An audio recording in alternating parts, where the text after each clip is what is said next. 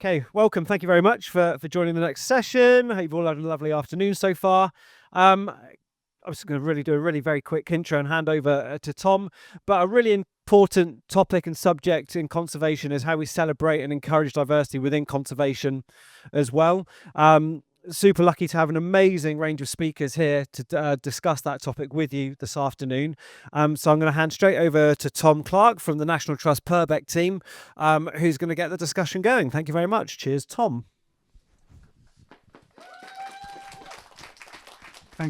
Thank you, Paul. So my name's Tom Clarke. I am the Senior Community and Volunteering Manager for the Trust in Purbeck and have been for 8 years. So I'm going to chair today's discussion, but I'm going to allow the panel to try and chair and keep the crowd under control, potentially. We're going to introduce the panel. Jasmine, can you introduce yourself?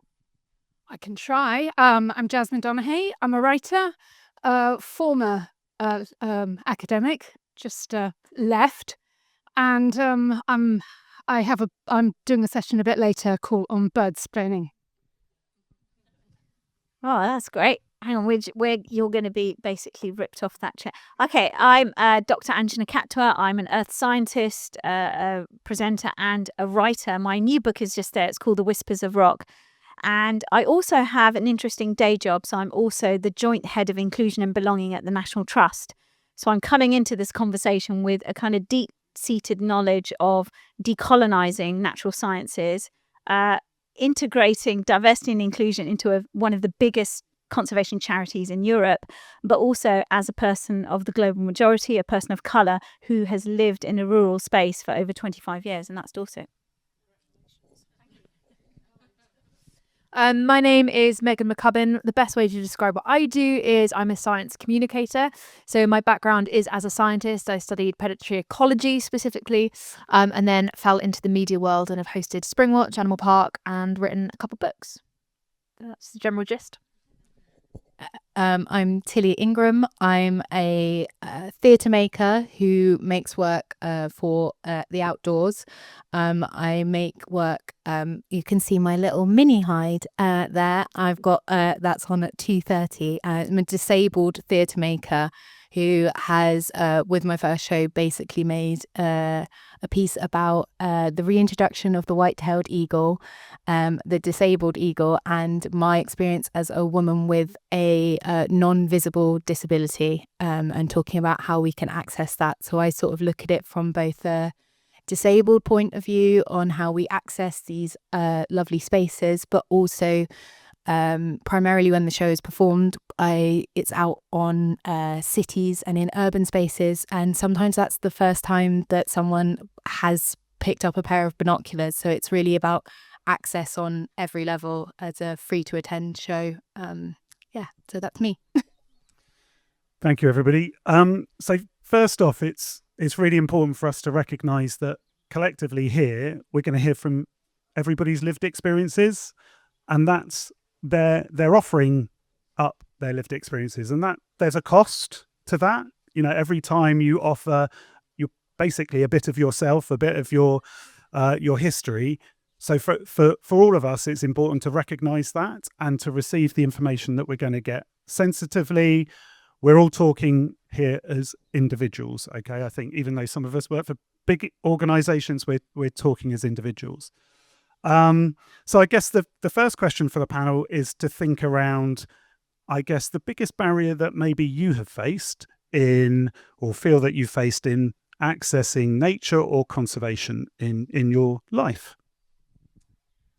Well, I think there's a number of different ways, but I think primarily as a woman, I actually grew up in a rural location and never felt unsafe on my own as a young child, just being out Ashdown Forest. I grew up in Ashdown Forest.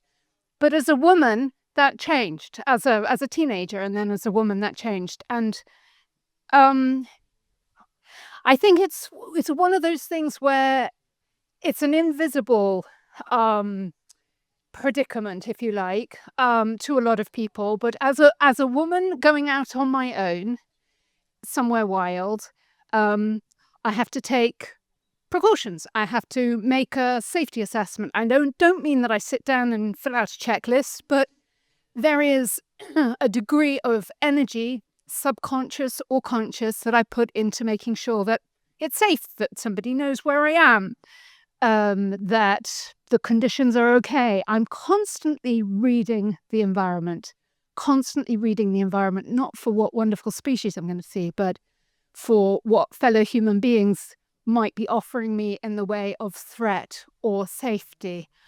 And I really speak from personal. I'm not going to generalize that at all for all women. I've certainly talked about this in the past and been challenged on making assumptions about other women's experience. I've did a book event where I was saying something very along these lines, and somebody said, "Well, I never felt unsafe. I don't know what you're talking about." And that's absolutely legitimate too. But as a woman, and also as a woman of color, there's an extra kind of reading all the time. So it's not so much that it's a barrier in terms of being unsafe, but it's an extra layer of preparation, I think, and awareness that I bring to that experience, or that experience requires of me. Thank you. Thanks, Jasmine. We're going to untangle ourselves. So challenges for me as a person of colour engaging with nature. I'm going to start off with one word: slough. That's where I grew up, people. Grew up in Slough, okay? Shrouded in concrete. However, having said that, my parents are from East Africa. They're from Nairobi, and they moved here in the end of the 1960s after Kenyan independence. And with them, and with the rest of the East African Asians that came over at that time, yeah, they kind of settled in big urban spaces like Slough, Birmingham, and Coventry, and places like that. Now, my parents were really busy. They didn't have time to take us out to very nice places. In fact, we'd never even heard of the National Trust or the Wildlife Trust or anything like that. And in communities like this, where parents are very busy, where kids just have to make their own time, you'd think I was running up, out in the woodlands and climbing trees. That wasn't happening because I was in Slough. So where does my connection with nature come in? And I think this is really important when we begin to discuss, particularly communities of colour and our engagement with nature. We aren't disconnected with nature. I think this is a myth that I'm trying to challenge. We aren't disconnected with nature. In fact, we are perhaps more connected with nature than many people assume, because our connection with nature comes from a different lens. It comes from a lens of spirituality. It comes from a lens of stories that are told and passed down from generation to generation. In my mother's temple at home, as you know, I'm a geologist. In my mother's temple at home, when I was researching the book, I was going off to do a talk, and I needed a rock. And I forgot one, believe it or not. And she said, "Oh, I have a rock in the temple at home." And I was like, "Really? Okay, show it to me."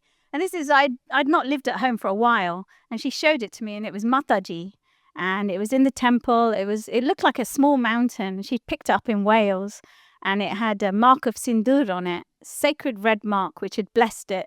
So actually that rock had been blessed. It contained many incarnations and spirits of Mother Earth. In fact, in Hinduism, I'm a Hindu, there are 21 incarnations of Mother Earth in our faith. It's incredible. And so when I held the rock in my hand, I could feel nature. I am nature. Nature is within me.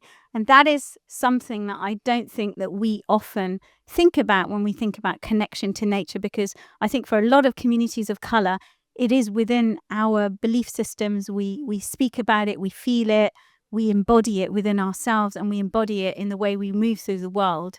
So although I grew up in Slough, yes, there's concrete, there's all those jokes about it. There are the parks that we can go to, there are the trees that we can see and the birds that we can see in the sky.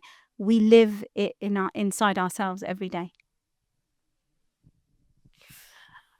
Just to add, I guess, on what's been spoken about, I think coming at it from a female perspective, it is hard when you're outside and you are, as you mentioned, critically aware of when the sun goes down. I'm very fortunate that I had a childhood where I was allowed to roam in the woods, dreaming of fairies in the stream and finding slow worms and climbing trees and falling over and all of that kind of jazz.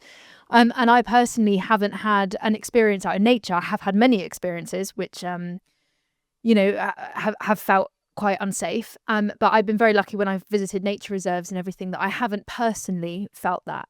But very good friends of mine have been assaulted in bird hides. They have been targeted with verbal abuse. Women, oh, you're wearing a dress. You can't wear a dress and be into birds. What are you on about? You can't possibly know what you're talking about. I've had instances where you go into a hide and, someone's arguing me that what I'm looking at isn't a robin. And I'm like, pretty sure that is a robin. No, you don't know what you're talking about. You don't know what you're a young girl. You've got no idea what you're on about. So there's a lot of kind of, I think, barriers in terms of female confidence in the natural space. We don't necessarily always feel welcome in certain scenarios, in certain places. Like if I go into a bird hide and it's predominantly men, like I'm going to go in and sit down and be very confident about it, but I'm aware. And I think that's from lived experiences from my colleagues and friends, things that you hear, and all of that kind of stuff. And I think barriers come in all way different shapes and sizes and forms. And I'll give you a bit of like a personal story about one of the instances that happened to me. So I'm quite severely dyslexic. I always struggled at school. I loved academia, but I was always told when I was a kid that I'd never be able to pursue a career in science because I'm not smart enough for it, essentially. And I took great pleasure in proving them wrong. But even to this day, I come across barriers in that regard. And many of my colleagues that work at the BBC are very much aware of dyslexia, and they'll say, how would you like your script printed? How would you like your research notes delivered? And that is so genuinely appreciated down to my very core. But when I wrote my first solo book, Atlas of Endangered Species, it was such a big challenge. It took me 2 years to write. It was one of the hardest things I've ever done in my life. I love writing. I did an English A-level, really enjoy it, but it's a challenge. For me to sit there and focus and get words on paper is really hard. It's a real mental block. But I did it. I wrote my book and it came time to do the audiobook. Now, typically when it comes to doing audiobooks, some people, it varies the amount of days it takes and of course the length of the book. But for me, they thought it'd take you like 3 days. And I was like, oh, no, you're asking me to read out loud. That's going to be at least like 3 weeks. It wasn't 3 weeks, but it was a significant period of time. And I had a live producer, Woody, who was amazing and so supportive. He was an undiagnosed, likely dyslexic himself, and he's amazing. But the publishers brought in a separate company to help kind of make sure everything stayed on track. And I was so stressed doing it. It was such a high pressure situation. Because this guy who they got in was so dismissive and annoyed at me for taking my time and not doing it as fast as he would want me to do. Even though he got more days work and got paid more for my dyslexia, he was still, more annoyed about it. And it got to the point where I had to leave the room. And when I came back in, he said, well, why are you bothering reading your own book if you knew this would be such an issue? And that was a real big deterrent to be like, well, why am I ever going to put myself through this again? Why would I ever want to do that? So, as a woman, I'm obviously, I'm not a person of colour. I can't live through that experience, but I'm very aware of all the challenges that are faced there. There are challenges when it comes to neurodiversity, not just, dyslexia, which is often the neurodiversity that's brushed under the carpet because it's the one that's, oh, you struggle to read and write. There's a lot more than that. But the other neurodiversities as well. So there's so many different barriers to tackle. We need much more than an hour to do it, but we'll do our best. I think for me, I really enjoyed being outside when I was younger, and I do really remember, like, one of the kind of joys of the hide is I really vividly remember being sat in hides when I was younger with like the binoculars like chained down, which doesn't really exist anymore, but I just remember that being really joyful. I basically became disabled. Sounds a very odd way to describe it, but that happened to me at 16, and it really changed a lot of how I saw the world and how I engaged with the world after that. And it becomes a bit of a challenge to share. I've got and I share this in the show, but I've got ankylosing spondylitis, which is within my back, and then I've got psoriatic arthritis. So I kind of struggle in cold spaces and being out and about quite a lot. I have bought myself a heated gilet, which is a real access benefit for me. But it really disconnected me for quite a while from that childhood of being in these spaces. And then I sort of started to come back to it with my partner. Actually, I was lucky enough to do a Birds of Pool Harbour trip and saw a white-tailed eagle, which I didn't even realise we had. I didn't know the reintroduction had happened, and it just changed pretty much everything. I looked especially at this eagle G463, who has only one talon, and I was kind of blown away by seeing that and sort of realizing that actually seeing a disability that's so different from my own and in a different species was really joyous, and it really instilled back that I deserve to be in these spaces. I think especially thinking of non-visible disabilities or hidden disabilities, you can kind of I sort of interchange how I describe it. You struggle with disbelief a lot. People will not believe I have had, not necessarily in bird hides yet, thankfully, but a lot of people will question, why are you taking this space? I get told I don't look disabled. That is something that really you end up reflecting within yourself. So when I started coming back to sort of bird watching, and I do very much describe myself as an amateur bird watcher, I was on that double thing of, oh, do I know, am I identifying this correctly? But also, like, should I be in these spaces? So I think for me, thinking about the barriers and having those open conversations, I really, really want people to talk about disability. That's what the show is really about, to open these conversations, because the more we can have this discussion, non-disabled people can feel comfortable thinking, what can I do to help, or do you need help? Because sometimes we do not need help. And it is just about opening that up, and I think that's something that's really important to me. So yeah, that's. Thank you. That was really powerful stuff. Can we have a round of applause, please?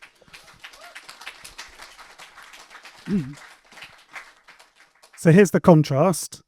The world was set up for me. I grew up in Wood Green, and then at the age of 6, came down to Purbeck, 1982, just before the National Trust acquired the Banks estate, and had a most amazing time. Went to Corfe Castle, saw seabirds soaring over at Durlston, and then went home and wanted to do more. And there was an RSPB local group that brought me in. There was the London Wildlife Trust, so I could go pond dipping in the local pond. There was a whole infrastructure there to support me. I then went through university, worked in London for 10 years for London Wildlife Trust. And for most of that time, didn't realise that the world was set up for me. I wanted to save the world. I wanted to get my hands dirty. I wanted to make that difference myself. I ended up managing a site in King's Cross called Camley Street Natural Park that's right behind King's Cross St Pancras. 2 acres of land created out of an industrial wasteland.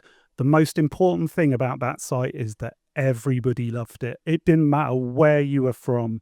You could be from the local Somerstown estates. You could be a refugee who's literally just arrived on the shores. You could be the CEO of Barclays. You had everybody coming together in that space in various different guises. It was the most optimistic place I have ever had. And if you've never had that feeling, it is so good, because that's how nature will thrive and thrive, because we need everybody needs a bit of nature, but also nature needs everybody to value it.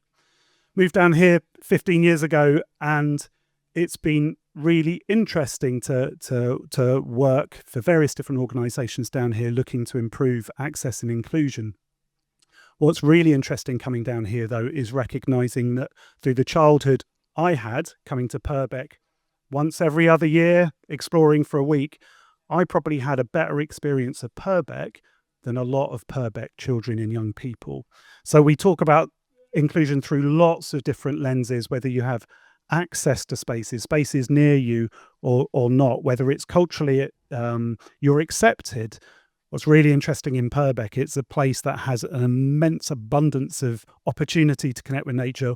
Most of us here will benefit and reap the benefits of the infrastructure. Yet there's kids in Swanage, about 40% of kids in Swanage are starting school without having been to the beach. So disconnection to nature, like Anjana said, it's a societal community problem. It's not individuals, it's not parents, it's not teachers, it's societal. And crucially, the response to that is for all of us. It's on all of us to do something about that. And so that's what I guess we're doing within Purbeck, is bringing together people to problem solve, change society. And it's a very optimistic place because people want to do that. But you do need to recognise, I suppose, the barriers that all of us who, I suppose, consume nature, hopefully doing something good about nature as well, we're also part of the problem, and we create many different barriers. So in Purbeck, it might be that we're tourists. We're coming from outside, and so therefore they don't look like me. They don't come from my community, yet they're in the spaces over there. So that's not my space. It's interesting. It's very interesting, but it's also optimistic because people want to change the world, right? I'm going to ask the panel, what do you think is, so if we take us as a group of individuals, what can we do about it as individuals? And then we can look maybe sectorally after that. I think maybe one of the most useful things to do is just to be a bit more aware, just to pay a bit more attention to other people who you're sharing wild space with. And don't assume that your experience is everybody's experience, that your level of comfort or discomfort is everybody's experience of comfort or discomfort. I have a particular allergic reaction to being offered information I haven't asked for. I have an allergic reaction to the word should, things that I ought to be doing or looking at. So and I'm as guilty of doing those things myself. Can I give you an example? So I work, I have worked, and I'm working again now in a writing and publishing sphere.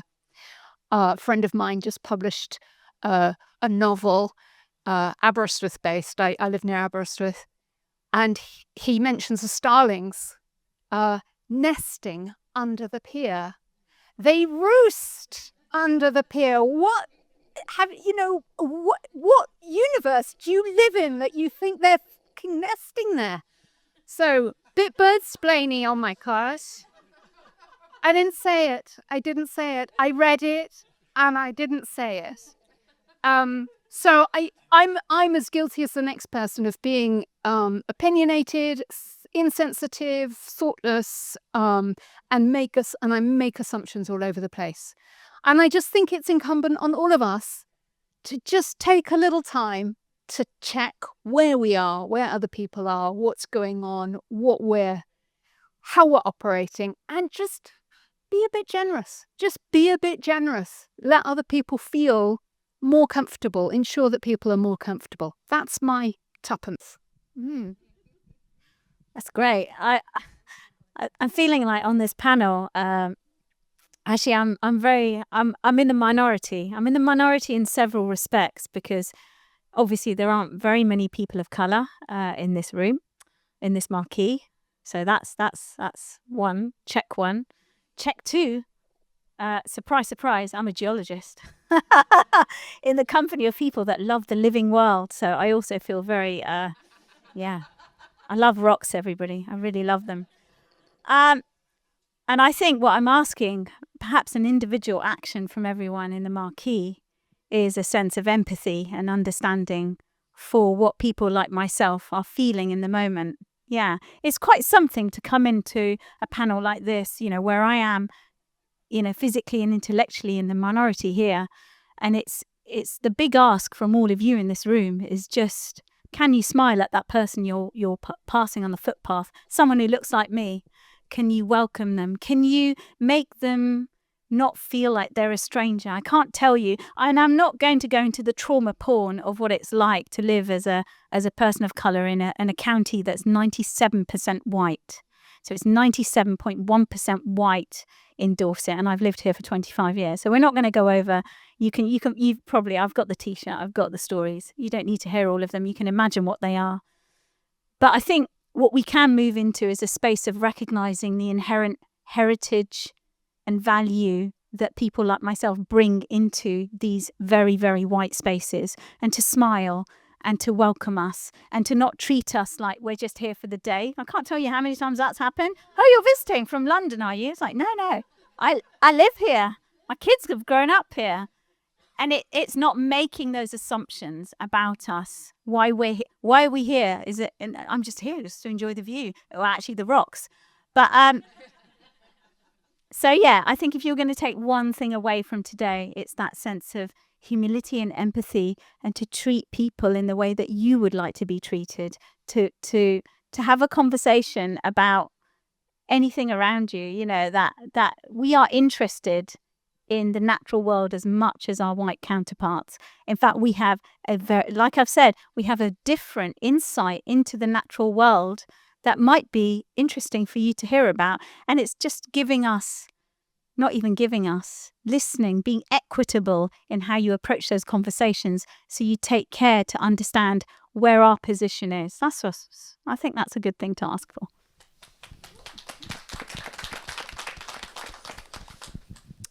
I think this kind of conversation about diversity and inclusion has really come to the forefront in the last 5 years, I'd say. Really, it's got bigger, isn't it? We've always had it. We've always had it. We've always been talking about it, but it's really come into the limelight in recent years. And I think, when it comes to making sure that diversity and representation is included everywhere, it has to start from the ground up. We need to start with making sure that young people have the opportunities that they previously weren't afforded. And strength is diversity. We talk about celebrating biodiversity all the time, but we need a diversity of minds, a diversity of abilities, a diversity of people, of mindsets, everything. That's what makes society great and society so exciting. So I think it's really focusing on how we can include everybody right from school age. We really need to start young and build that up, and it will kind of do this cascading effect.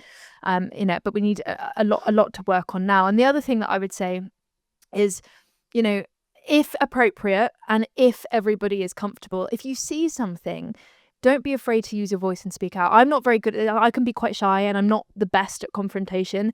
But this week I had to use my voice when there was a little light sprinkling of misogyny going on in a couple places, and I stood up for myself for the first time about it. I won't go into the situation, but it's something that happens frequently and increasingly so in the last few years.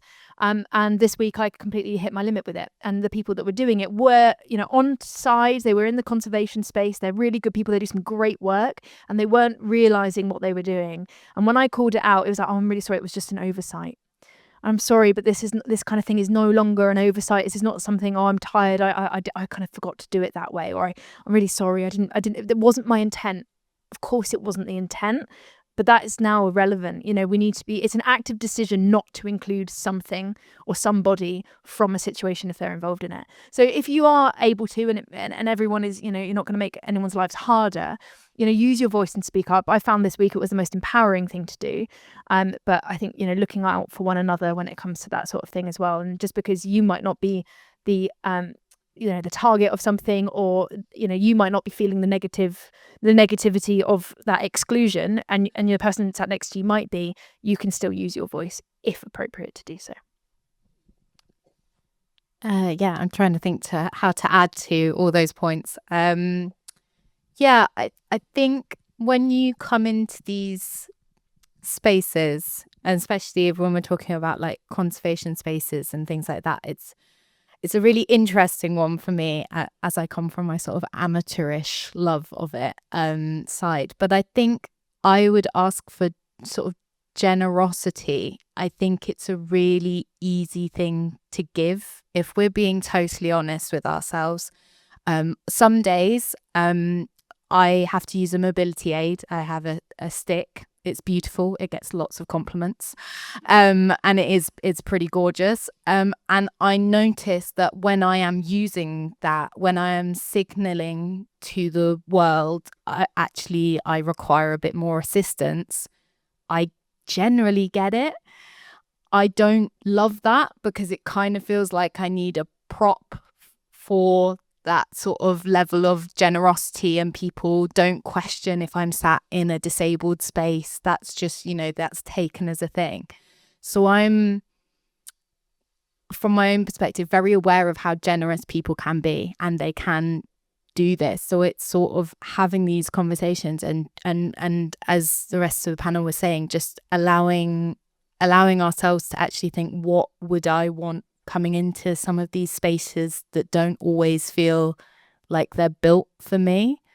Sometimes when I've been in, I feel very conscious walking up Hyde steps with the stick because it makes a noise, but that's how I access this space. So I kind of think, if we can have these things, I think most people are quite willing to have these conversations. And I think if we have that space to have that, so a sort of generosity of listening or of spirit, I think would make a real difference, I hope. Excellent. That's it. I mean, generosity, empathy. I think hopefully some of this is making you feel discomfort. It's not a comfortable thing to recognize that you have more privilege, and it is a privilege, or things are easy, even though individually I suppose everybody's got a struggle, but you recognize that for some people they're not represented the way in which we as institutions or society has made decisions has benefited a broad demographic, but for a wide range of people it's not made things easy. As from the National Trust perspective, we get quite a few people who, as you may know, like to tell us what to do. But in Purbeck, there was a recent example, and this is somebody who is trying to be well-meaning, had gone into to speak to the team at Studden and said, "Oh, it's really bad. In one of your hides, there's been some drug taking." And it's drug taking. Yeah, there's some. It looks like they're smoking marijuana, and you're kind of like, okay, and we're receiving this information because it's given with empathy, like we're going to go and do something about it, I suppose. And the conversation progressed, and so what you could do. They're coming at all times. We don't want it to become a drug den. And the best quote. And the thing is, they're driving non-Birder-like cars, like Audis and Mitsubishis.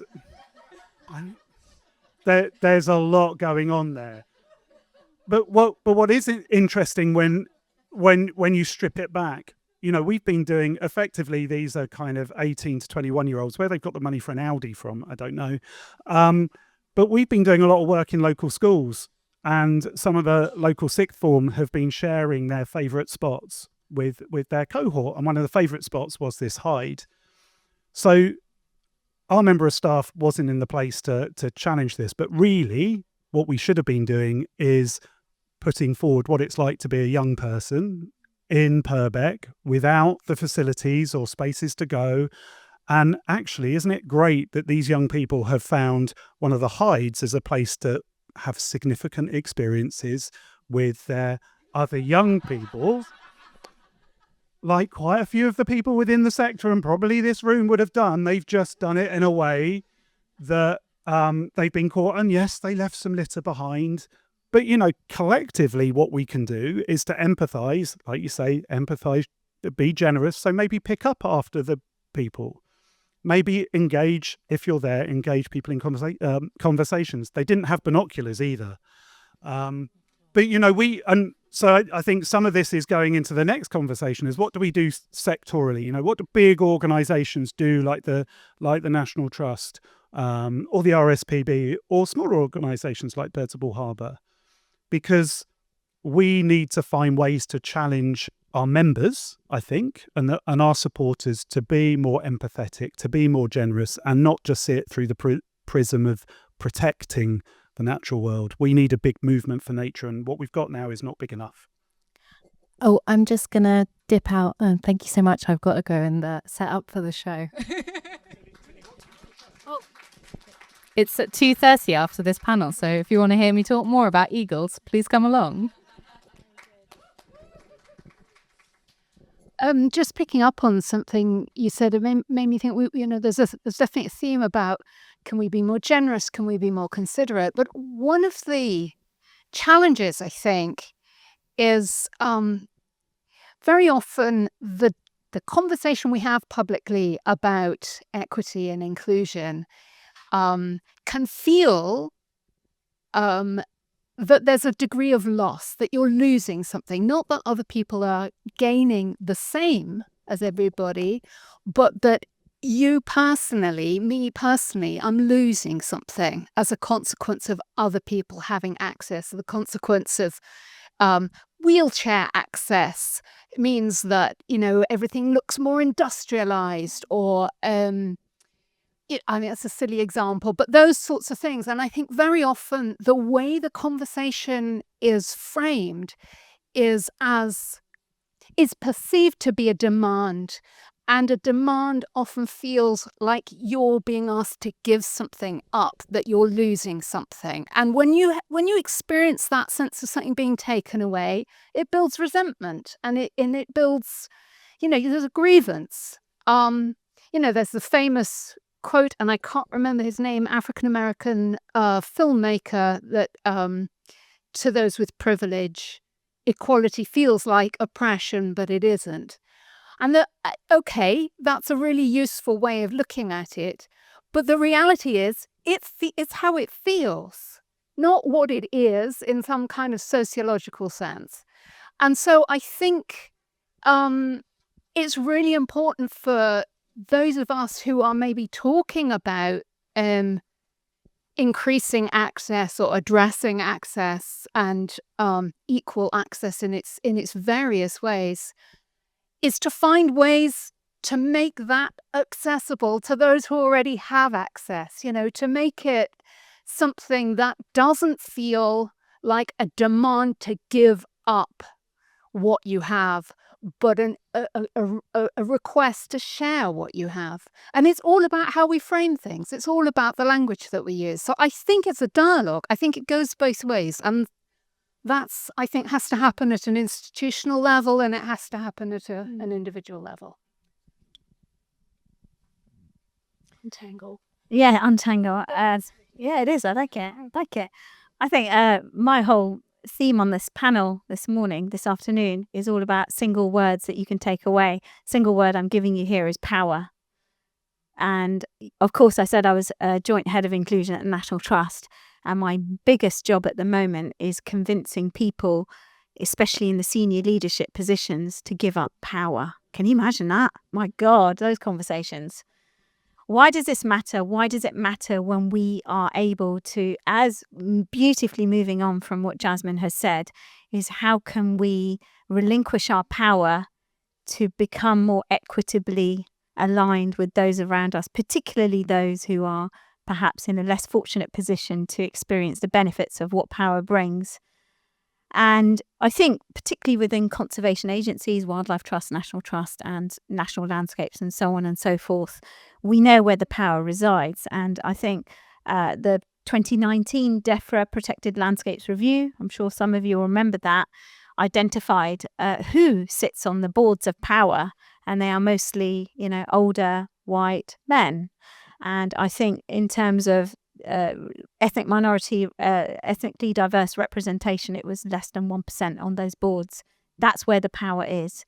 So when we are talking about systemic change within very large organisations that look after places of nature, it's important to realise who is guiding programmes and processes. It is those people in power. So therefore you get a very monocultural output of programmes, of cultures within organisations like that. And at the National Trust, Tom will know this because he's my colleague. I am one of 500 people working in an organisation that has 12,000 staff members. That is, 3% of the National Trust staff population are people of colour. So think to yourself, how is that lack of representation guiding our programming, our output, our systems and frameworks? Because, ultimately it has a huge impact on how decisions are made.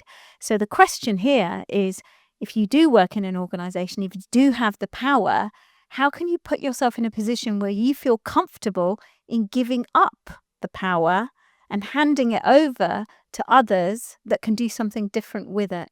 That's a question I want to leave you in. Yeah, it's a powerful question. I obviously work with a lot of NGOs.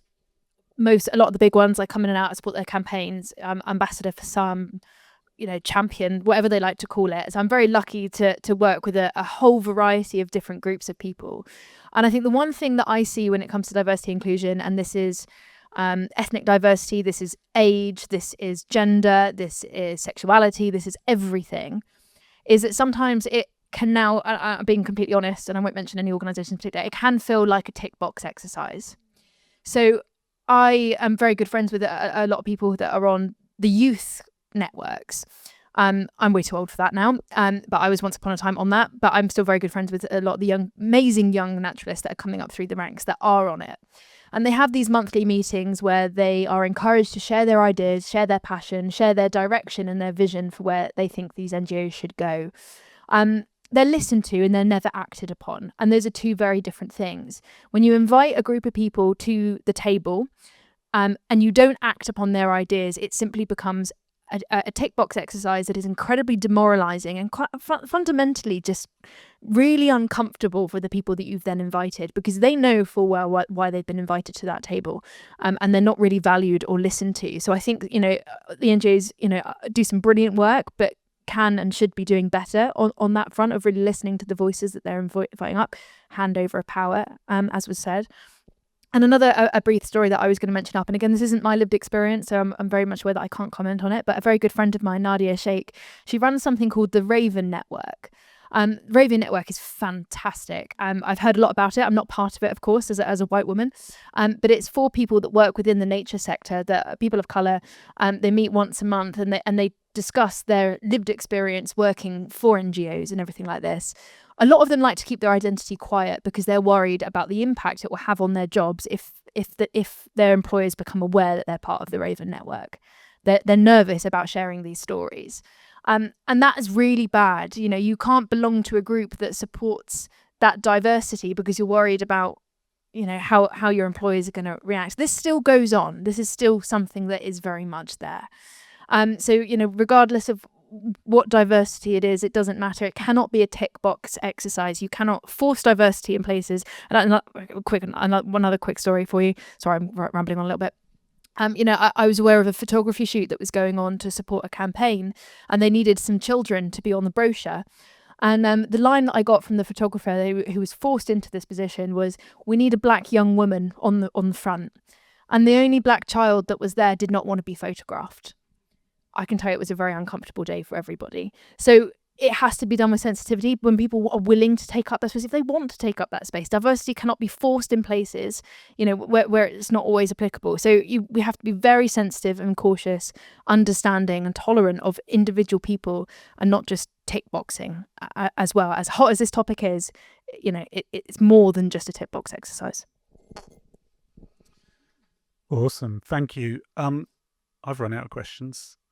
Has the panel got a question for each other? Would you have? We didn't prep this. You can see it's unscripted.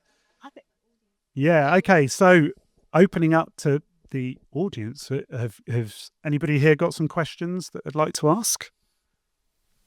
I'm completely out. Sorry, I thought those invented the coal, so I heard his voice last. I'm actually completely outside the topic, but I'm just wondering whether we extend diversity to people who are sharing nature space with us, and I'm picking particularly sandbags, but don't necessarily share our empathy with the natural world. So I find now, but most times I go out in the summer, Friday night, the chippers, you are throwing chips into the road for it to take. And gulls, to see whether a gull's going to prefer its light or a chip. And then, of course, dog interaction. I hope Chris is behind me. Yeah. Dog interaction. Apples on the... Never on, I'm sure, yeah, never on Sandmax Beach. Yeah, the things I've seen with people lining up the greyhounds to try and take out a herring gull. And now it's become for me, because I have to speak to everybody, it's grouping off of some balloons heading up in direction the Isle of Wight, and I gave Crash the 21st birthday and say, did you realise where those are going to end up? He will say to me, you're brave to say it. But at the very basic level, there's diversity there, isn't there? Still, everybody sees it as we see it. So how do we, do we allow that and say, well, actually, that's okay because they're diverse and they're view on it? Can I respond? I completely share that concern, and I suspect everybody has had an experience of witnessing one or other shared use of space. Yeah, but I mean, you can extend it also to, if you, I don't know, climbers or people who are, who are using the same space but in different ways. And I think if we want to change behavior, we have to ask questions rather than tell people what to do, because most of the time that's going to be behavior that people aren't aware that there might be something nesting there, or that that herring gulls, although you see them everywhere, they're in trouble or whatever. But I mean, if it can be made into a conversation. Yeah, I mean, I think otherwise then we just get this kind of polarization and embedded positions, and just share the extent of it. yeah, and it's a real challenge. It's a real challenge because that is interaction with the natural world. That is, I might feel that that's a disconnection from the natural world, but it's just as much a connection to the natural world as my delight in the herring gulls not eating chips. So. It is a huge challenge to acknowledge other people's different values of what you might value in the non-human world. And as with all of these sorts of really entrenched differences, there's got to be a bit of moderation, right? I mean, you got to bring people with you in some way. And it's hard. It's really challenging. And I kudos to you for stepping in and engaging. I think very often it doesn't feel safe to engage. So when it does, people say to me, "Oh, I didn't realise." Yeah. A few mums have said to me, "Uncounsel it, they won't listen to me." Yeah. And maybe when other people will feel empowered to also say something. So, but yes, it's absolutely a shared. That there's a question over here or a comment on it. But I think.